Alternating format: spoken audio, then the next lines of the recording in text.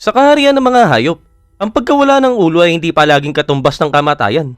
At sa katunayan, para sa ilang creature, isa lamang itong technical na detalye. Habang tayong mga tao ay agad na namamatay, may mga hayop na patuloy pang gumagalaw, naglalakad, tumutugon, at gumagawa ng komplikadong galaw kahit wala na ang pangunahing command center ng katawan. Ang ilan ay mayroong nervous system na may lawak na parang itong automatic mode ng pabrika, at ang iba naman ay humihinga gamit ang buong katawan. Kaya hindi nila agad kailangan ng ulo para manatiling buhay kahit ilang sandali.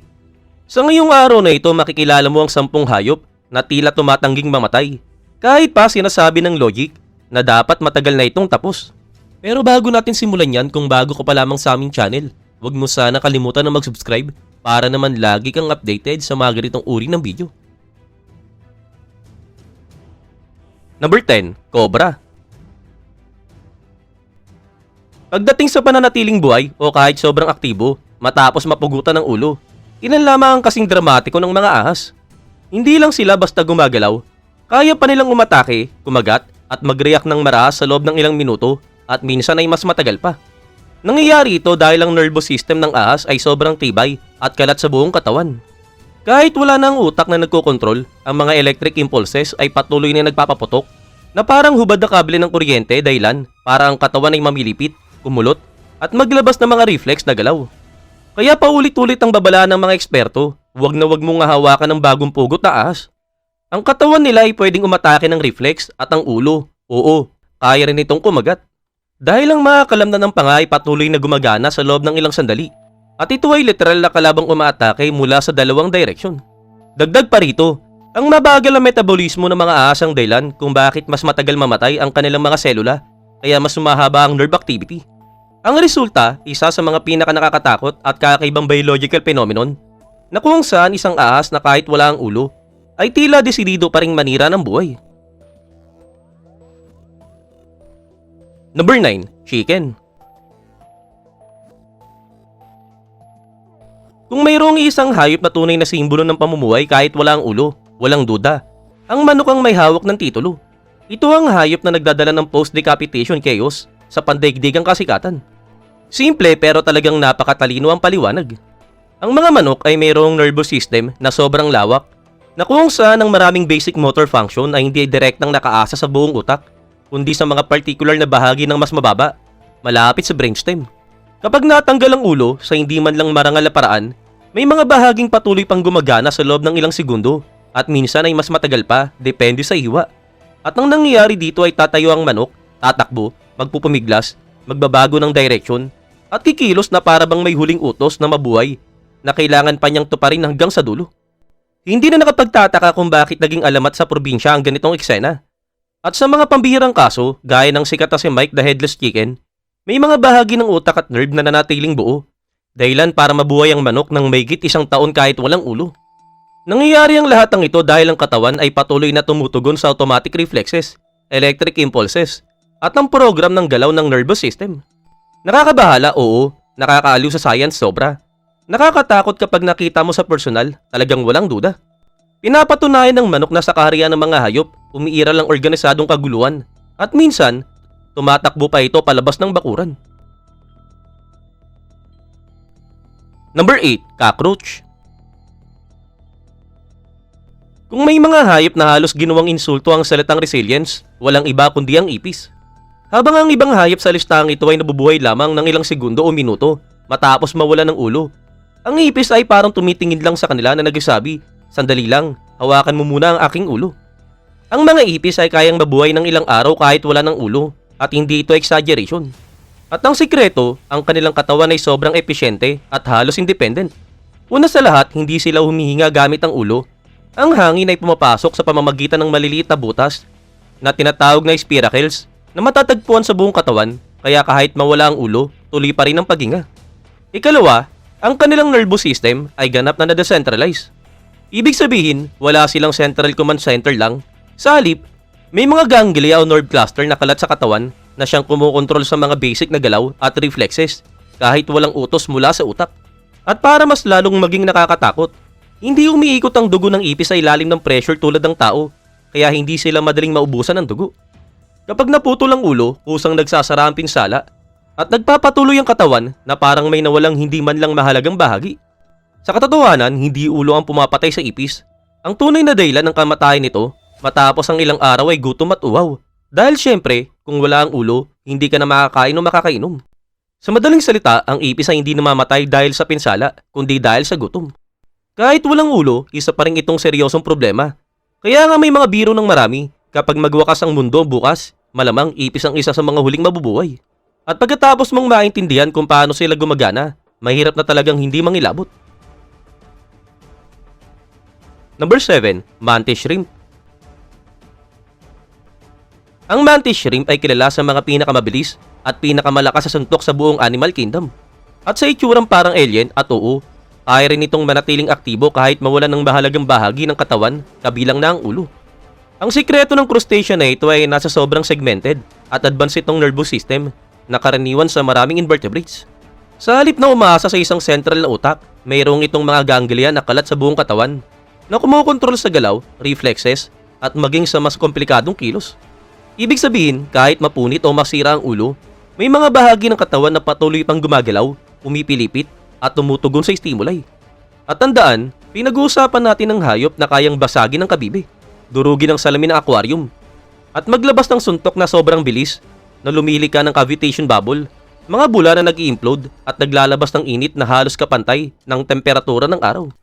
Dahil sa independent na arkitektura ng kanyang nervous system, ang mga bahagi ng katawan nito ay patuloy na gumagana ng matagal, na para bang bawat segment ay may sarili nitong maliit na utak na kayang magpatakbo ng mga autonomous na galaw na nakamamangha at nakakatakot sa parehong oras.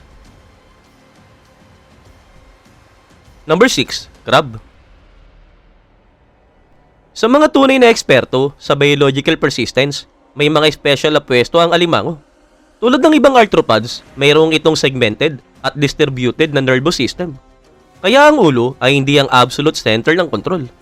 Dahil dito, kahit matanggal ang ulo, ang alimango ay maaari pang gumalaw, tumugon, at magsagawa ng mga coordinate na galaw sa loob ng ilang panahon.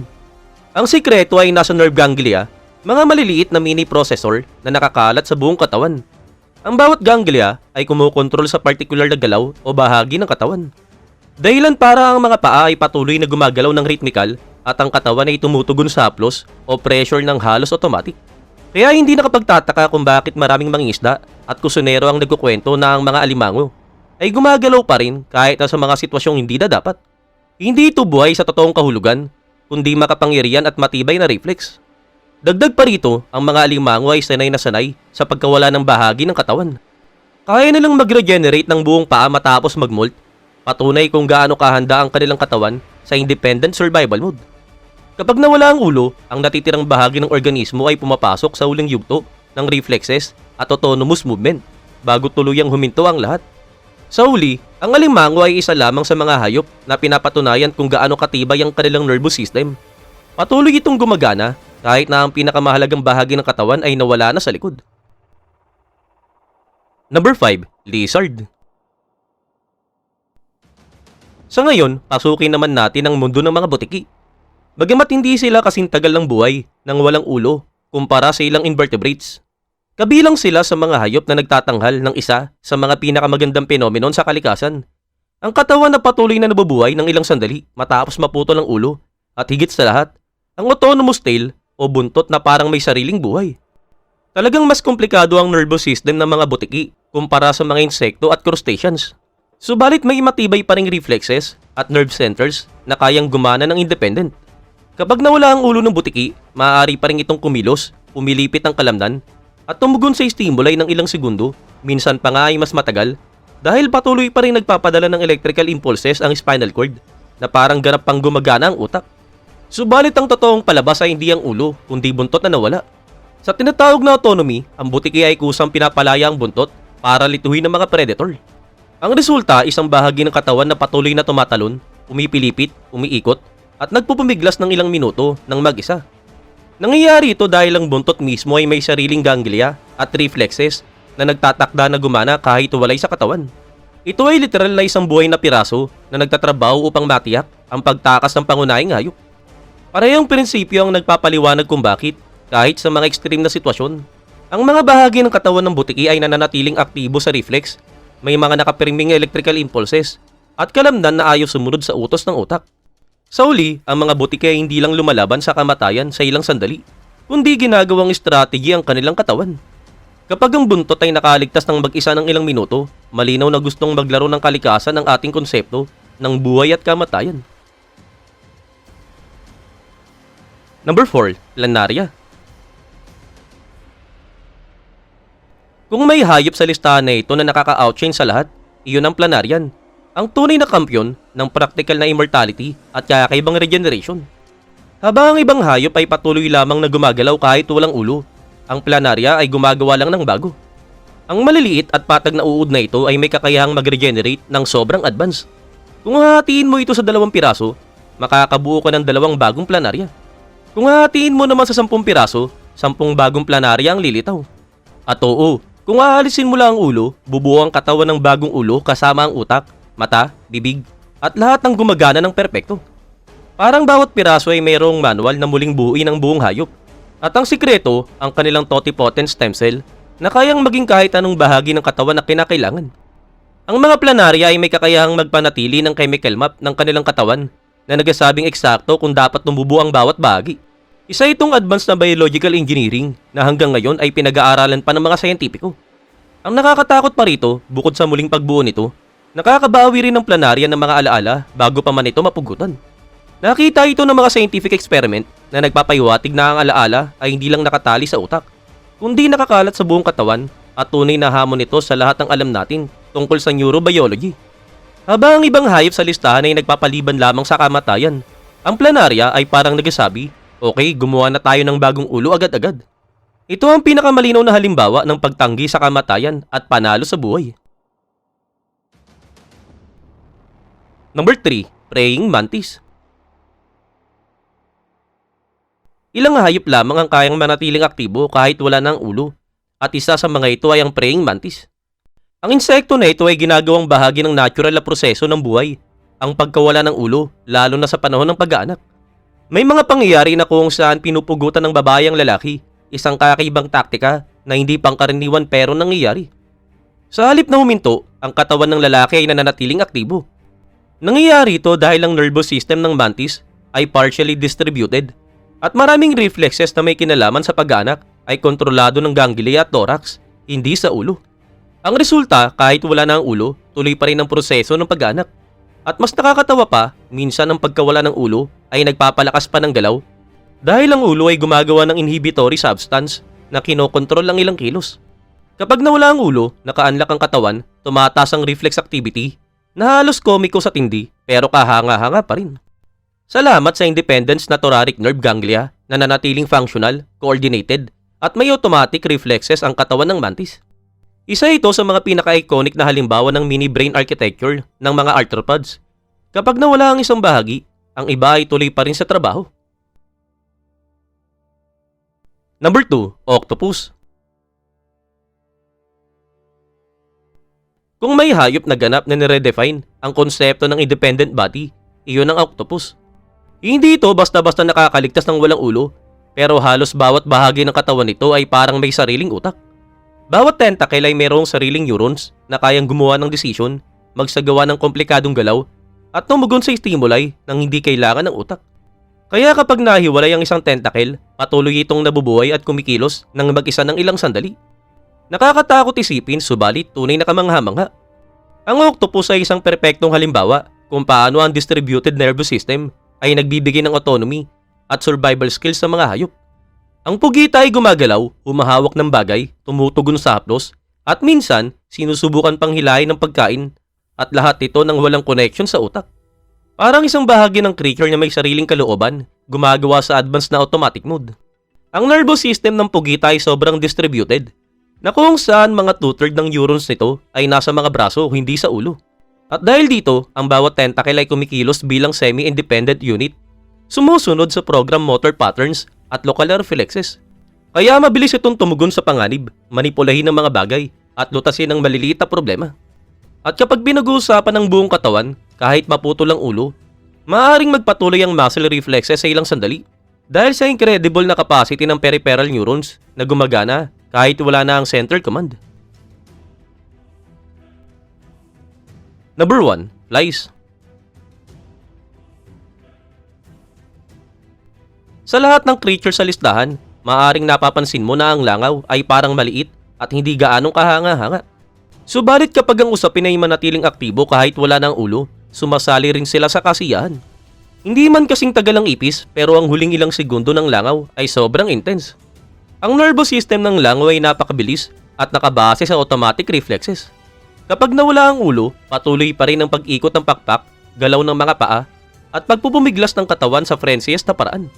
Bakit? Dahil marami sa mga basic motor reflexes ay hindi nakadepende sa utak, kundi sa nerve ganglia at thorax at abdomen.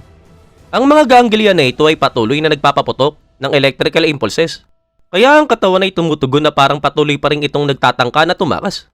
At dahil ang langaw ay isa sa mga pinakamabilis na reflex animal sa planeta, ang mga huling sandali bago ito huminto ay maaaring mukhang matagal at sobrang intense, na ang katawan ay tila lumilipad, nagpupumiglas, o umiikot sa hangin habang ang natitirang signal ay dumaraan sa nervous system.